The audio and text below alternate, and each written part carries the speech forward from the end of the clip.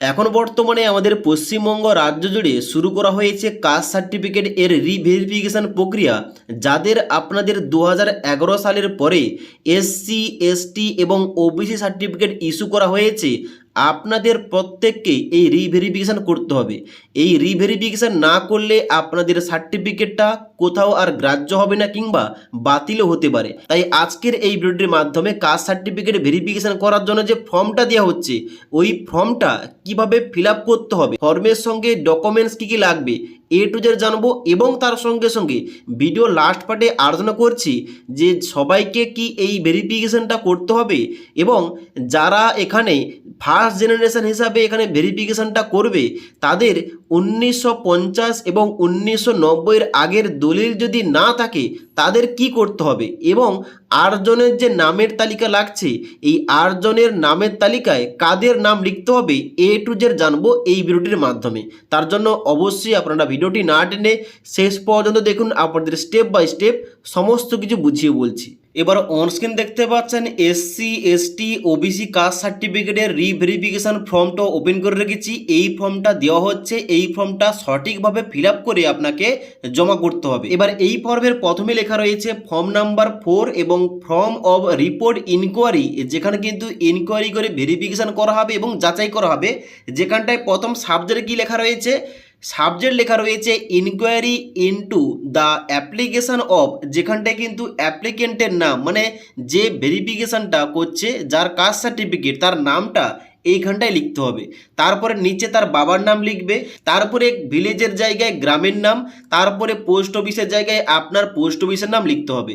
তারপরে নিচে এখানে এসসি এসটি ওবিসি এর মধ্যে আপনার কোন কাস্ট সার্টিফিকেট, আপনি কোন কাস্ট সার্টিফিকেটের জন্য রিভেরিফিকেশান করছেন তার উপরে কিন্তু টিক চিহ্ন করতে হবে। এইভাবে আমি যেহেতু ওবিসি কাস্ট সার্টিফিকেটটা রিভেরিফিকেশান করছি তার জন্য কিন্তু ওবিসির এর উপরেই টিক চিহ্ন দিয়েছি। এবার নিচের দিকে আসতে হবে, এখানটায় কিন্তু অনেকেই ভুল করছে। কি ভুল করছে, এখানে যে 8 জনের নামের তালিকা, এই 8 জনের নামের তালিকায় কার নাম দিতে হবে এটা না জেনে ভুলভাল নাম দিয়ে ফেলছে। এখানে আপনাদের স্পষ্ট করে জানিয়ে রাখি, এখানে 8 জনের যে নামের তালিকা, এখানটায় আপনার পাড়া প্রতিবেশী আপনার কাস্টের 8 জনের নাম লিখতে হবে। ওকে, মানে আপনি হয়তো ওবিসি, তো ওবিসির মধ্যে যতজনের আপনার গ্রামের মধ্যে পাড়ার মধ্যে রয়েছে তাদের কিন্তু নামটা লিখতে হবে। তবে একটা কথা মাথায় রাখবেন, তার যেন কাস্ট সার্টিফিকেটটা 2011 সালের আগে হয়ে থাকে। 2011 সালের পরের কোনো সার্টিফিকেট এখানে অ্যাড করলে হবে না, এখানে কিন্তু আপনাকে ফর্মটা ঘুরিয়ে দেওয়া হবে। যার জন্য অবশ্যই যাদের নাম লিখছেন, যাদের কাস্ট সার্টিফিকেট নাম্বার এখানে লিখবেন, তার যেন কাস্ট সার্টিফিকেটটা 2011 সালের আগে হয়ে থাকে। আশা করি বুঝতে পারলাম। তো এখানে কিন্তু অবশ্যই সিরিয়াল নম্বর অনুযায়ী তার নাম লিখতে হবে, তারপর তার বাবার নাম, তারপরে অ্যাড্রেস, তার এপিক অর্থাৎ ভোটার আইডি কার্ডের নাম্বার এবং তার কাস্ট সার্টিফিকেট নাম্বার। এইভাবে কিন্তু আপনাকে স্টেপ বাই স্টেপ 8 জনের নাম এবং এখানে তথ্যগুলো দিতে হবে। ওকে, এবার এইগুলো দেওয়ার পর নিচের দিকে আসবেন, নিচের দিকে আসার পর সিগনেচারের জায়গায় এখানে কিন্তু আপনি সিগনেচার করবেন, এবং বাম দিকে সিগনেচার অফ প্রধান মানে পঞ্চায়েত প্রধানের কিন্তু সিগনেচার এখানে করতে হবে। এবার এখানে যে প্রথম পৃষ্ঠার পর এখানে কিন্তু সেকেন্ড পৃষ্ঠা রয়েছে বিপরীত সাইডে, যেখানটায় কিন্তু কোনো কিছু ফিল আপ করার দরকার নেই। তবে এখানে কয়েকটা ডকুমেন্টসের কথা উল্লেখ করা রয়েছে। তবে এখানে কিন্তু বিডিও অফিস থেকে যে ডকুমেন্টসের লিস্ট দেওয়া রয়েছে, ওই লিস্ট অনুযায়ী আপনাদের ডকুমেন্টস কী কী লাগবে আপনাদের বলে দিচ্ছি। তো এখানে কিন্তু পিছনের যে ফর্মটা এটা কিন্তু ফিল আপ করার দরকার নেই, বিডিও অফিস থেকে ভেরিফিকেশন করার পর এগুলো কিন্তু তারা সিগনেচার করবে। ওকে, এবার আপনারা দেখে নিন যে এখানে এই ফর্মের সঙ্গে কি কি গুরুত্বপূর্ণ ডকুমেন্টস লাগবে এবং আপনাদের যে সমস্ত প্রশ্নগুলি রয়েছে ওই সমস্ত প্রশ্নগুলির উত্তর দিচ্ছি। এবার অনস্ক্রিন দেখতে পাচ্ছেন আমি কিন্তু ওই ডকুমেন্টসের তালিকাটা ওপেন করে রেখেছি, যে তালিকাটা বিভিন্ন বিডিও অফিস থেকে এইরকম একটা কিন্তু তালিকা দেওয়া হচ্ছে। যেখানে প্রথমে লেখা রয়েছে কাস্ট সার্টিফিকেট পুনর্যাচাইকরণের নির্দেশাবলী, যেখানে কিন্তু নিচে লেখা রয়েছে 2011 সালের পরের সার্টিফিকেট ধারকদের জন্য।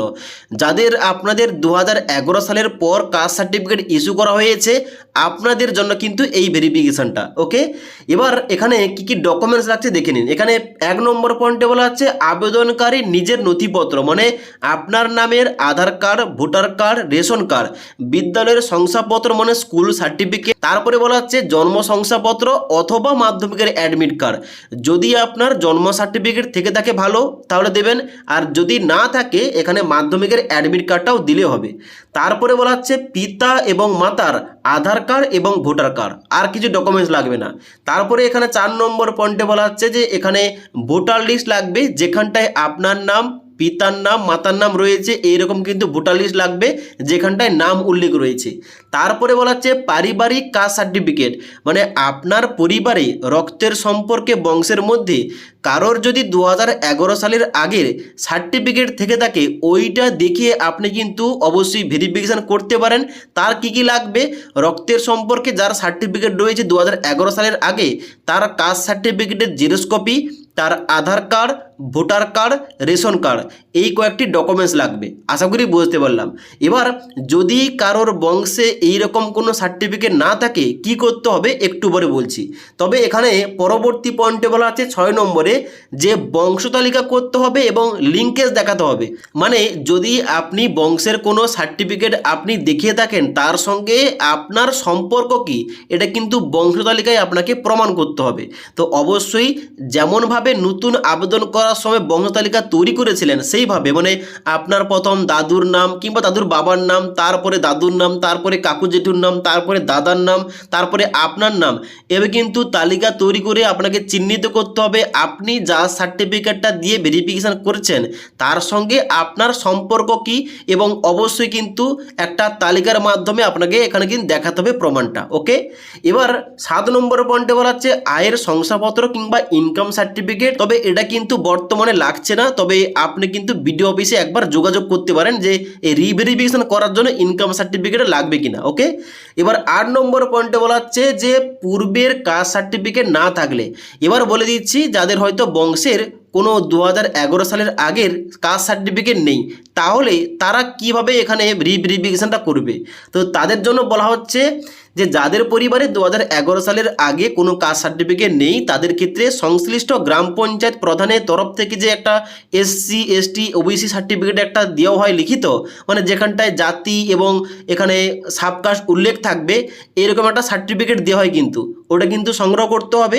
এবং SC STদের ক্ষেত্রে 1950 সালের পূর্ববর্তী সময়ের এবং OBCদের ক্ষেত্রে 1990 সালের পূর্ববর্তী সময়ের জাতি উল্লেখিত, মানে যেখানটায় আপনার জাতি উল্লেখ থাকবে এই রকম জমির দলিল অথবা সরকারি নথি এরকম কিন্তু ডকুমেন্টস জমা করতে হবে।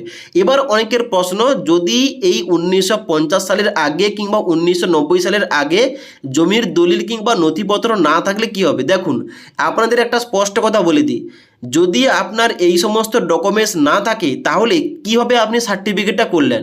তা সার্টিফিকেটটা যখন করলেন অবশ্যই তো এগুলো দেখা হয়েছে, তো এগুলো দেখা হয়েছে মানে কিন্তু আপনার সার্টিফিকেটটা হয়েছে, যার জন্য কিন্তু অবশ্যই আপনাকে এইগুলো দেখাতেই হবে। আর যদি না দেখাতে চান কিন্তু বংশের মধ্যে 2011 সালের আগে যে রক্তের সম্পর্কে সার্টিফিকেট ওটা দেখালে কিন্তু হবে। ওকে, তো অবশ্যই রিভেরিফিকেশান করার জন্য যে কোনো একটি দিতে হবে, হয় আপনি রক্তের সম্পর্কে 2011 সালের আগে সার্টিফিকেট দেখান, আর না হলে আপনার 1950 1993 সালের আগের আপনাকে কিন্তু তথ্যগুলো আপনাকে জমা করতে হবে, প্রমাণ করতে হবে যে আপনি ওই কাস্টের। আশা করি বুঝতে পারলাম। এবার এই জমির দলিল কিংবা সরকারি নথির সঙ্গে সঙ্গে পাড়া প্রতিবেশী 10 জনের স্বাক্ষরিত কিন্তু ঘোষণাপত্র, যেখানে ভোটার কার্ড, আধার কার্ড লাগবে, এবং তার সঙ্গে সঙ্গে ফার্স্ট ক্লাস এক্সিকিউটিভ কিংবা জুডিশিয়াল ম্যাজিস্ট্রেট এর তরফ থেকে স্বাক্ষরিত এপিডিবিট জমা করতে হবে। ওকে, এবার 9 নম্বর পয়েন্টে বলা হচ্ছে আবেদনকারীর 1 কপি পাসপোর্ট সাইজের রঙিন ছবি লাগবে, মানে আপনার এখানে রঙিন ছবি লাগবে 1 কপি, এবং এখানে নিচে বলা হচ্ছে প্রত্যেকটি ডকুমেন্টসের নিচে সই করা বাধ্যতামূলক, মানে আপনার ডকুমেন্টসের নিচে আপনি সই করবেন এবং আপনার পিতার ডকুমেন্টসের নিচে আপনার পিতা সই করবে, আপনার মাতার ডকুমেন্টসের নিচে মাতা সই করবে। এইভাবে যদি আপনি রক্তের সম্পর্কে কারো সার্টিফিকেট দেখিয়ে থাকেন তার ডকুমেন্টসের নিচে সে কিন্তু নিজে স্বাক্ষর করবে। আশা করি বুঝতে পারলাম। এবার এর সঙ্গে একটি ডকুমেন্টস অ্যাড হবে, ওটা কি আপনার কিন্তু কাস্ট সার্টিফিকেটটা, মানে আপনার কাছে যে কাস্ট সার্টিফিকেটটা বর্তমান রয়েছে ওই সার্টিফিকেট কিন্তু জেরক্স কপি জমা করতে হবে। আশা করি বুঝতে পারলাম। তো এই সমস্ত কিছু ডকুমেন্টস ডকুমেন্টস আপনাকে ফর্মের সঙ্গে অ্যাটাচ করে আপনাকে জমা করতে হবে। এবার প্রশ্ন হচ্ছে যে বিডিও অফিস থেকে যে ফর্মটা দেওয়া হচ্ছে, এই ফর্মটা যাদের বাড়িতে এসে দেওয়া হবে তারাই কি শুধুমাত্র এই ভেরিফিকেশনটা করবে, নাকি বিডিও অফিসে গিয়ে ফর্ম কালেক্ট করতে হবে? দেখুন, আপনাদের বলে রাখি, এখন কিন্তু বর্তমানে বিডিও অফিস থেকে একটা লিস্ট দেওয়া হচ্ছে বিডিও দপ্তরের লোককে, এবং তাদের লিস্টের মধ্যে যে সমস্ত কাস্ট সার্টিফিকেট হোল্ডারের নাম রয়েছে তাদের কিন্তু বাড়ি বাড়ি গিয়ে এই ফর্মটা বিলি করা হচ্ছে।